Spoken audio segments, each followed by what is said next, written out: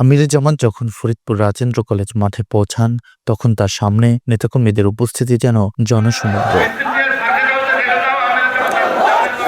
হাত নাড়িয়ে জামাতের আমির স্বাগত জানান ময়দানে সমবেত হাজার হাজার সংগঠনটির কর্মী সমর্থকদের। তার আগে বেলা 12:45 জামাতের আমির ডক্টর শফিক রহমান ফরিদপুরে আসেন। এই আগমনকে কেন্দ্র করে নেওয়া হয় কয়েক পর্যায়ে নিরাপত্তার ব্যবস্থা। পরে আগমনের শুভেচ্ছা জানান ফরিদপুর জামাত ইসলামের আমির সহ জেলা জামাতের বিভিন্ন পর্যায়ের নেতৃবৃন্দ। পূর্ব ঘোষিত সময়সূচি অনুযায়ী জামাত ইসলামের আমির বেলা 3টায় বক্তব্য রাখেন উপস্থিত জনতার উদ্দেশ্যে। তার আগে বক্তব্য রাখেন জামাত ইসলামের সহকারী সেক্রেটারি হামিদুর রহমান আজাদ। আমিরে জামাতের বক্তব্যের শুরুতে তিনি আলী হাসান মোহাম্মদ মুজাহিদ, আব্দুল কাদের মোল্লা সহ গণ অভ্যুত্থান সকল শহীদদের স্মরণ করেন। উল্লেখ করে তিনি বলেন, ফরিদপুরের মাটি রক্তে রঞ্জিত, শহীদদের রক্ত এই মাটিতে মোছা যাবে না।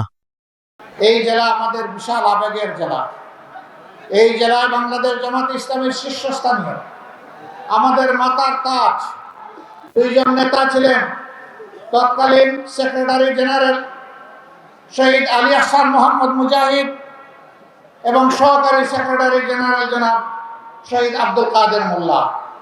তাদেরকে অত্যন্ত নিষ্ঠুরভাবে বিচারিক আদালতে খুন করা হয়েছে।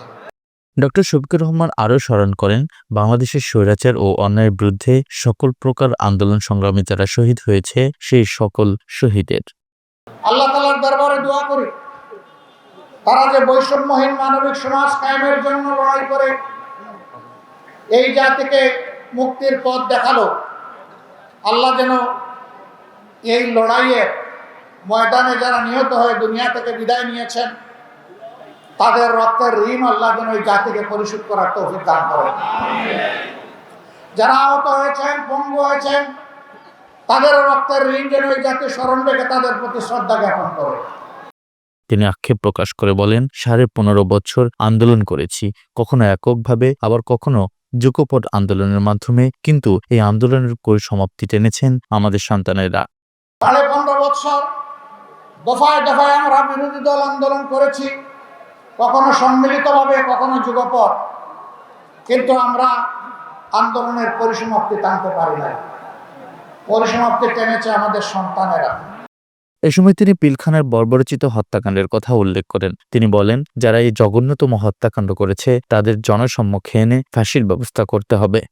25 এবং 26 ফেব্রুয়ারি ঢাকার পিলখানায় বিডিআর সদর দপ্তরে 57 জন কমিটেড চৌকস দেশপ্রেমিক সেনা অফিসারকে নিষ্ঠুরভাবে হত্যা করা হয়েছিল।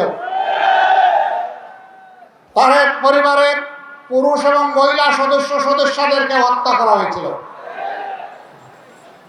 এই গর্বিত সন্তানদের লাশ হত্যার পরে ট্রেনে ভাসিয়ে দেওয়া হয়েছে। এত নিরাপত্তে 2টা দিন ধরে তারা হত্যাযজ্ঞ চালালো, কোনো ব্যবস্থা নেওয়া হয়নি। জাতি তার বিচার চায়। আমরা হত্যাকারী এবং হত্যার পরিকল্পনাকারীদের নাম জানতে চাই, ওদের মুখ দেখতে চাই, ওদের আমরা ফাঁসি চাই। সব মানুষের সমান অধিকার নিয়ে শফিকুর রহমান বলেন, আমরা এমন বাংলাদেশ চাই যে বাংলাদেশে কোনো চাঁদাবাজি আর হবে না, দখলদারি হবে না, মানুষের উপর মানুষের কোনো জুলুম বরদাস্ত করা হবে না। আমরা ওকে চুষে খাবো? আমরা ওকে চাঁদাবাজি করবো? আমরা ওকে দখল বাণিজ্য করবো? আমরা কি সব জায়গায় মানুষের উপর তাণ্ডব চালাবো? না, আমরা তা করবো। তিনি আরো বলেন, আমাদের সন্তানেরা যে বৈষম্যহীন সমাজ করতে চায়, বাংলাদেশ জামাত ইসলাম এমন একটি সমাজ বিনির্মাণ করতে প্রস্তুত। এ সময় তিনি জাতীয় ঐক্যের কথা উল্লেখ করে বলেন, এই সমাজ বিনির্মাণে সকলের সহযোগিতা প্রয়োজন। আমাদের সন্তানদের সেই বুক চিতিয়ে গুলি নেওয়া দৃশ্যকে আমরা ভুলে যাব না।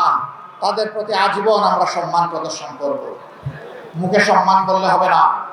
তারা যে বৈষম্যহীন সমাজের জন্য লড়াই করেছিল, ওই সমাজটা যদি আমরা গড়তে পারি, তাইলেই তাদের প্রতি সত্যিকারে সম্মান দেখানো হবে। এই জন্য বাংলাদেশ জামাত ইসলাম চায় একটা বৈষম্যহীন সমাজ।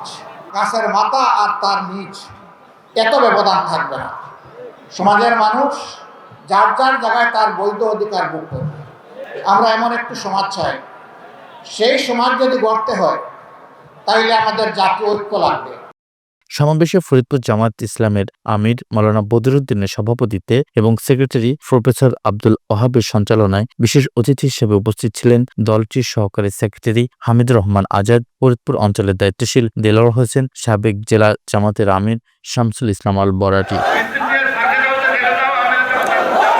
আরিফুজ্জামান হিমন, স্বাধীনতা টিভি বাংলা, ফরিদপুর।